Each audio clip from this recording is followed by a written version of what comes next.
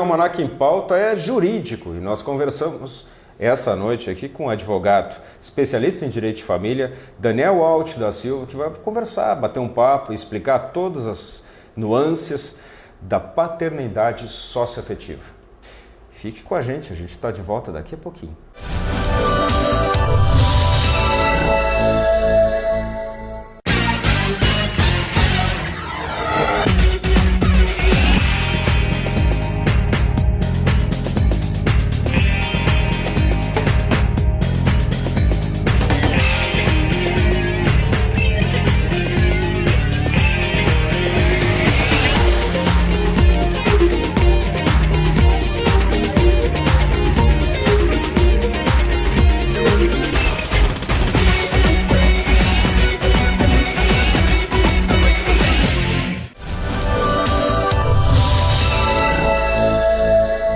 E essa noite o Almanac em Pauta vai conversar com o advogado especialista em direito de família Daniel Alt da Silva e o nosso assunto é a paternidade socioafetiva. Boa noite, doutor Daniel. Boa noite, sinto muito honrado estar presente aqui nesse prestigiado programa que é o Almanac em Pauta. A gente fica muito feliz de ter aqui e eu acho que a gente tem bastante coisa até para falar sobre isso. Mas até para o nosso telespectador entender, ou nós começar o assunto mais assim bem focado nesse nosso tema, paternidade. Bom, paternidade todos nós sabemos o que é, mas paternidade socioafetiva, o que é isso? Paternidade socioafetiva. Podemos explicar este instituto da paternidade socioafetiva com uma seguinte expressão, um brocardo que é da sociedade. Pai é quem cria, quem dá amor e ensina. Isso aí é fundamental. É o alicerce do afeto dentro da família contemporânea. A filiação socioafetiva ela é o marco de uma inovadora relação paterno-filial e que ela não se basta num fundamento jurídico, tampouco num fundamento biológico, ou seja, de que filho é aquele que possui os genes do pai. Então, há hoje em dia um prestígio muito grande do elemento amoroso. Também se utiliza bastante a psicanálise para demonstrar a função que cada pessoa exerce dentro do núcleo familiar. E a jurisprudência e também a doutrina dominante, principalmente no estado do Rio Grande do Sul, mas também em diversos outros estados do nosso país, tem prestigiado e tem consagrado esta paternidade socioafetiva por intermédio da adoção à brasileira, que é um exemplo primordial desta paternidade de afeto. Então ela vem se sedimentando ao longo dos tempos, é um instituto novo que demanda um estudo específico, até porque o direito de família hoje ele é muito extenso, ele envolve todas as relações humanas e esses regramentos que dizem respeito à família, eles se difundem naturalmente dentro do nosso meio social. Mas assim, para evitar até que dê uma certa confusão, a gente não está querendo dizer que o pai não é o pai. Existe uma certa definição para se determinar o que é esse pai. Você diz que pode não ser o pai biológico, ou seja, aquele pai que fez enfim, o ato em si, sim, de ter o filho. Mas qual é então o requisito para mim ser pai se eu não sou o pai biológico? Para que seja caracterizada a paternidade de afeto, existe um elemento caracterizador, um elemento basilar, que é a denominada posse do estado de filho afetivo. Ele é um elemento basilar e sem ele... É viver com a vida em comum? É a convivência, é a relação do cotidiano, onde o afeto ele vai germinar, ele vai crescer e vai frutificar. Sem essa relação, essa efetiva relação entre pai e filho dentro do seio familiar, não há como a gente vislumbrar qualquer possibilidade de incidência dessa paternidade de afeto. É óbvio que a gente pode ver que aquele pai que produziu aquele filho, que concebeu aquele filho, também nutre um afeto, um amor por aquela criança. Isso se espera, né, doutor? Isso é o que se espera. Isso é o que se espera, mas nem vezes o esperado é o que realmente acontece. Às vezes é esse o socioafetivo, né? É o socioafetivo.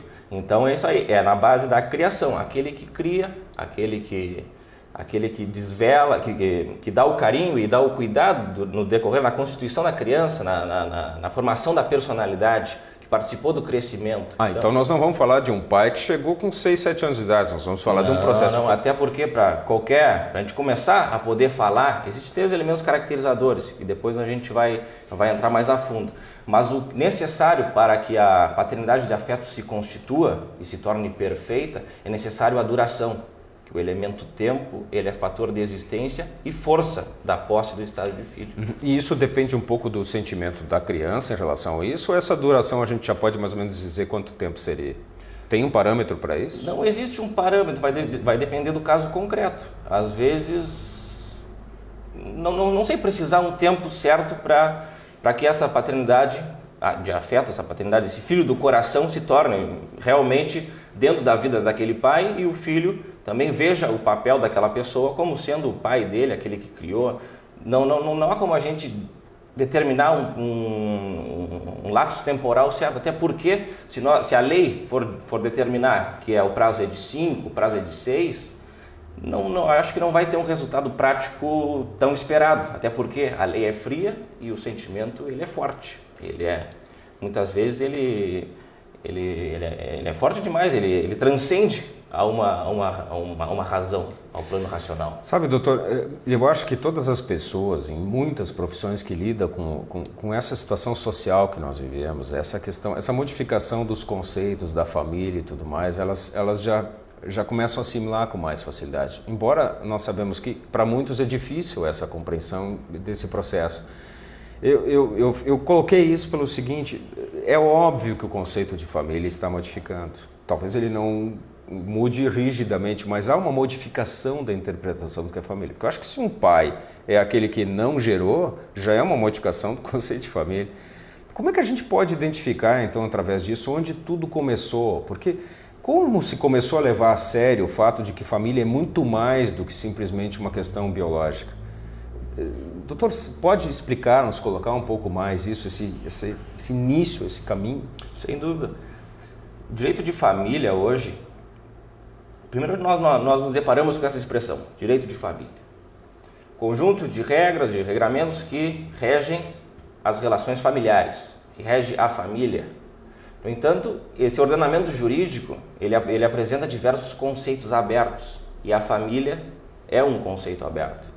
Hoje é uma tarefa muito árdua nós podermos concretamente dizer o que é uma família.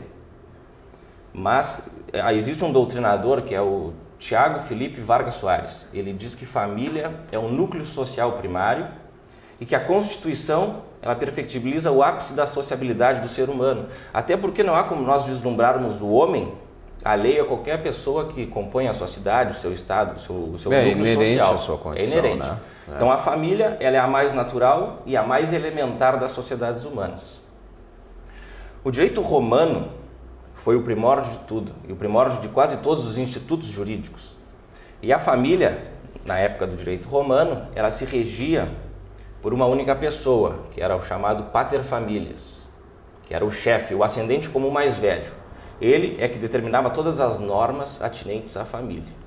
Existia 2 espécies de parentesco, via de regra, que era o parentesco decorrente desse poder de potestas, servindo como exemplo a mulher, que naquela época, quando se casava com algum dos filhos, ela se entregava de corpo e bens àquela família e ficava submetida àquele poder. Existia também o parentesco decorrente do vínculo de consanguinidade, daqueles que descendiam uns dos outros ou de um mesmo ascendente comum. Ao longo dos tempos, houve uma mitigação do poder conferido a esse chefe da família, que refletia o modelo clássico da família romana como sendo patriarcal e hierarquizado. Seguindo uma evolução já no tempo do Império Romano, houve ainda uma mitigação ainda maior deste poder. No entanto, houve a primeira distinção entre a filiação legítima e a filiação ilegítima, porque a afeição entre o pai e a mãe, ela devia existir tanto na celebração do casamento como ao longo da vida conjugal. E o fato dessa afeição não existir, ela é uma causa de dissolução. Então, a filiação ilegítima, que é aquela que não era oriunda de um casamento, ela se dividia em 2 tipos, que eram os filhos naturais os espúrios. Os naturais eram filhos de pais separados, que sobre eles não recaía nenhum tipo de impedimento. Ao passo que, que os filhos espúrios eram aqueles que vinham de uma relação concubinária, que chamavam. Mas tudo isso ainda com a figura do pai biológico, né? Com a figura do pai biológico. Nós não saímos do pai biológico. Sempre com o cunho do pai biológico. Ou seja, a célula familiar sempre preservou essa condição médica, matemática, vamos chamar assim, de pai. Sem dúvida, sem dúvida. Aí depois, já na Idade Média, que teve uma influência muito grande da Igreja Católica. Aí os filhos legítimos eram só aqueles oriundos da família vinculada ao casamento. E essa foi a tipologia que perdurou ao longo de muitos anos, influenciando todos os países católicos, inclusive o Brasil. Tanto é que o Código de 16, ele seguiu todas essas influências católicas e também uma política importada da França, pelo Código de Napoleão. E a filiação era só aquela decorrente do casamento, com o pai de afeto. Existe hoje no ordenamento jurídico brasileiro, com o Código de 2002 já também, um pensamento que eu vejo como ultrapassado, que era uma presunção. A presunção que o pai é aquele que o casamento demonstra. Então, se há um casamento, aquele filho que nasceu daquela mãe, ele é, consequentemente, filho daquele pai. Isso é um critério jurídico que existe no ordenamento jurídico. No entanto, há críticos desta teoria que falam, que sustentam que o legislador ele se esconde por detrás de uma outra presunção, que é a da fidelidade da mulher. Aí já é um terreno muito tênue, eu prefiro não entrar no mérito. Então, essa paternidade é tudo decorrente de conceitos anteriores, conceitos que eu vejo hoje como ultrapassados.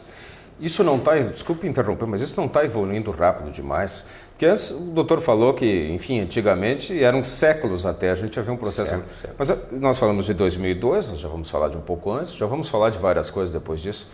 Não está veloz demais isso para ser acompanhado?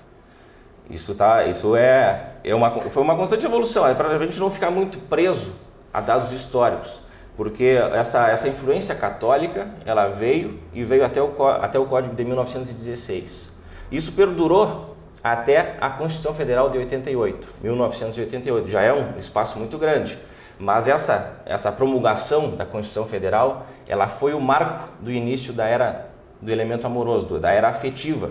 E existe também um festejado doutrinador, que é o Belmiro Pedro Welter, que ele diz que significa que o advento da Constituição Federal e do Código de 2002, ele significou o início de uma nova era, a do prestígio do elemento amoroso, o alicerce do moderno direito de família. Doutor, eu quero deixar para o próximo bloco a gente avançar um pouco mais isso e quero saber direitinho quem é esse pai socioafetivo. Mas a gente vai ver tudo isso daqui a pouquinho.